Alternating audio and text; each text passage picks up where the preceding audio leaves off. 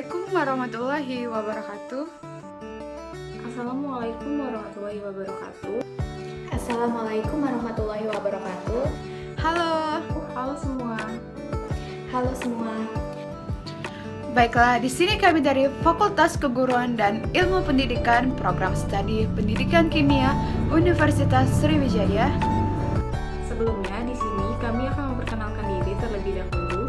Baiklah, perkenalkan kami dari kelompok 6 kelas Indralaya yang beranggotakan saya sendiri, Melita Julita, dan kedua rekan saya yaitu Saya Hana Fadila Retianto. Mas saya Alda Elva Aryani.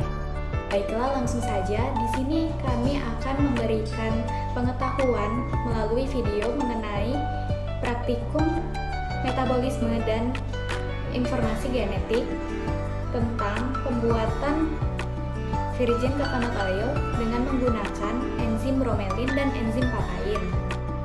Selamat menyaksikan. Penyaring, neraca analitik, sendok, wadah atau gelas, baskom, spuit suntikan, enzim papain, enzim bromelin, pipet tetes, gelas takar dan 500 ml air, kelapa parut,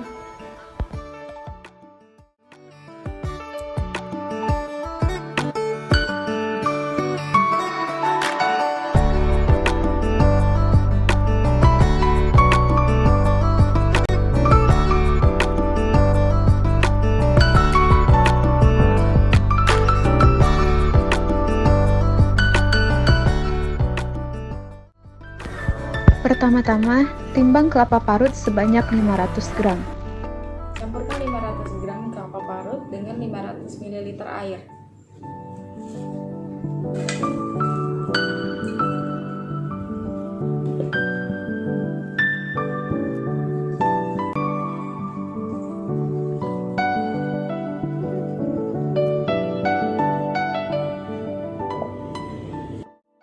Kemudian, diperas kelapa parut sehingga diperoleh santan.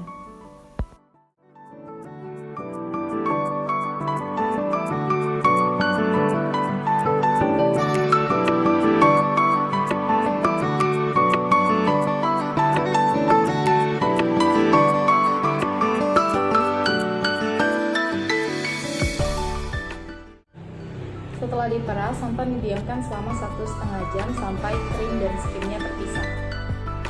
Kemudian pisahkan krim dan skimnya. Ambil perlahan krimnya dari santan.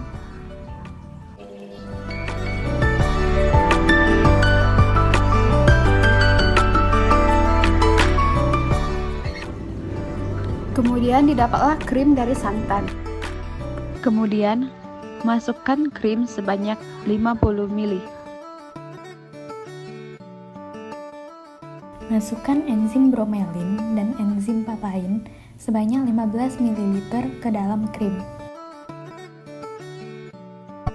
Lalu diamkan selama 24 jam. Berikutnya, pisahkan antara minyak, blondo, dan air.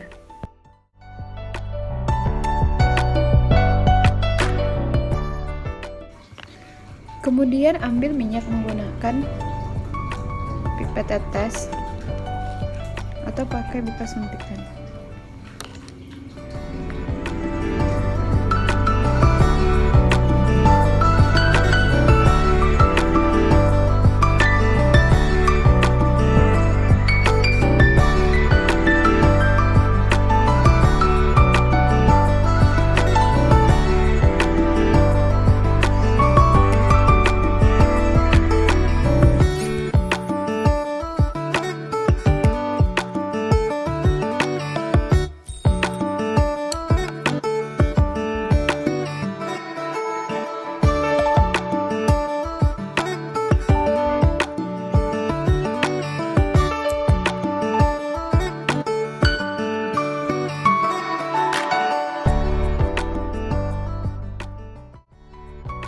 Volume yang dihasilkan VCO dengan enzim bromelin sebanyak 11 ml.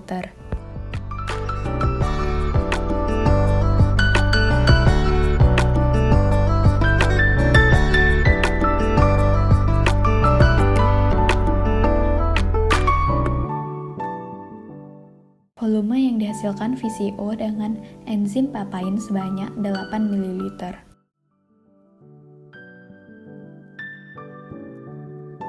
Kelapa parut yang digunakan sebanyak 500 gram dan perbandingan dengan air yaitu 1:1, yang berarti airnya 500 ml. Setelah diolah menjadi santan, kemudian didiamkan selama 1 jam. Hal ini bertujuan untuk memisahkan air dan krimnya yang membentuk 2 lapisan. Krim diambil secara perlahan agar air atau skinnya tidak terambil juga. Kemudian, diambil krim sebanyak 50 ml dan ditambah dengan enzim papain. Begitu juga pada perlakuan pada enzim bromelin. Penambahan enzim ini bertujuan untuk meningkatkan rendemen minyak yang terekstrak dari krim santan yang dapat memecahkan protein yang berperan sebagai pengemulsi pada santan. Setelah didiamkan selama 24 jam, terbentuk 3 lapisan.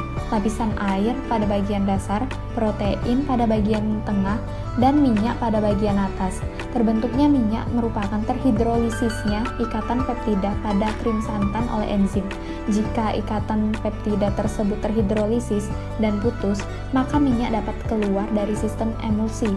Minyak berada di fase paling atas, dikarenakan memiliki massa jenis lebih rendah dibandingkan air.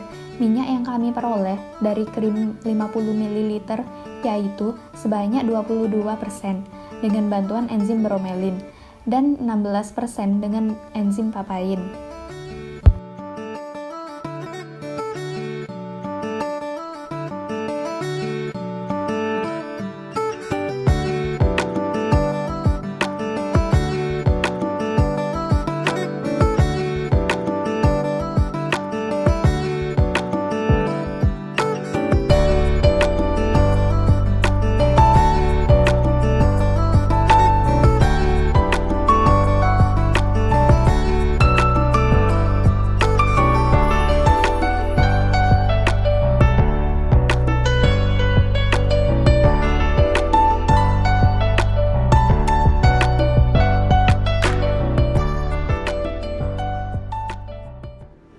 Baiklah, terima kasih sudah menyempatkan menonton video ini.